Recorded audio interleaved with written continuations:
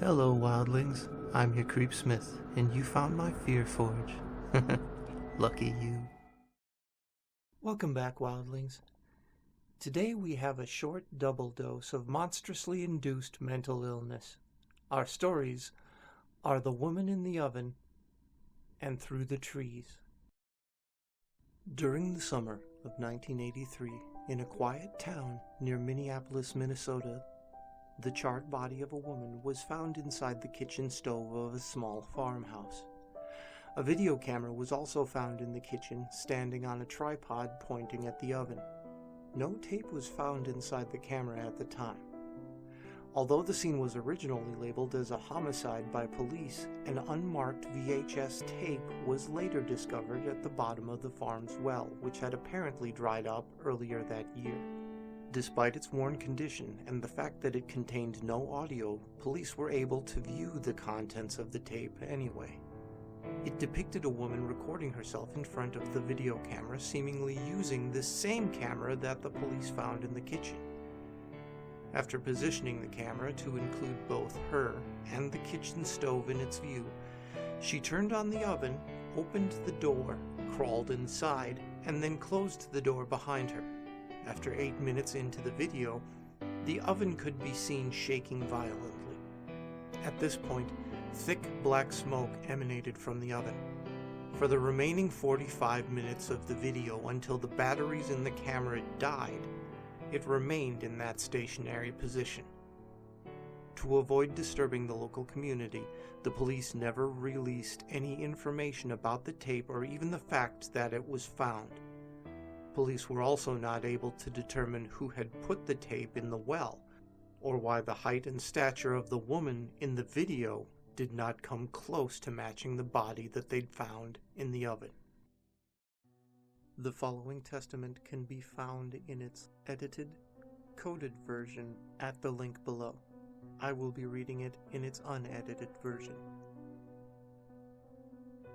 I wish he could have stayed home, away from this cruel world that we live in. Dear reader, children shouldn't roam this world alone, but we can't keep them in their nests forever. My son left his room one night to the enchanted chirping outside his window, and I knew what this was, but only from my years of studying the creature. You see, there is a monster that wanders around the globe, preying on innocent children, watching, waiting. I remember fondly it was September 15th, 1983. That was the year my wife and I escaped the busy world of New York City to live our lives in the country in North Dakota. We lived happily there for several years until I discovered my one true love and obsession, studying the seed eater. The seed eater is a disturbed bird-human hybrid creature that roams the forests, stalking children, abducting them to be part of its legend. On June 19th, 1987, I first saw it sitting in my tree on my front lawn. I was in a daze when I saw it, my destiny beckoning to me. It said, "Follow it, love it, learn it." Around the same time, 2 weeks later, I awoke to a strange tapping noise on my front window. I knew it was him. I ran out of the house to see it sitting there in the tree, just staring into my eyes. I was about to cry from the majesty of it, and I remember it telling me that it wanted my help, and I would do anything for it. On April 3rd, 1988, the seed eater arrived at my window again. I was overjoyed. It said that it was time, and I remember, you see, the seed eater devours children to keep itself alive, indulging in their youth to live forever. I remember the little boy. What was his name? Oh, well, it doesn't matter. I remember going to his house and just simply knocking on the door at 4:29 a.m., but nobody would answer. I saw the bay window, and it was the boy's room. I went to tell the seed eater, well, let's just call him SE for now. He told me how to get his attention the next day. After that, a couple of weeks went by, and the stench of flesh was beginning to get disgusting. Where was S.E.? The parents of the boy had put up posters last week, and I wonder why they didn't worry for the first 2 weeks. Oh well, it's none of my concern. On May 14th, 1988, the boy was nothing but rotting flesh, and the seed eater was nowhere to be found. I guess my services had no longer been needed.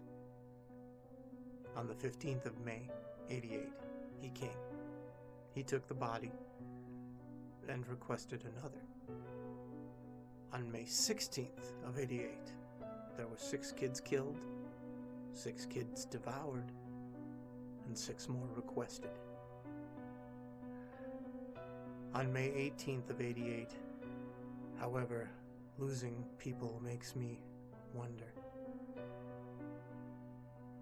The killer monster seed eater came tonight, and he said that children weren't doing the trick anymore. He wanted something bigger. If you're reading this, you may be the only hope finding out the truth of this thing. In my room, there's a journal.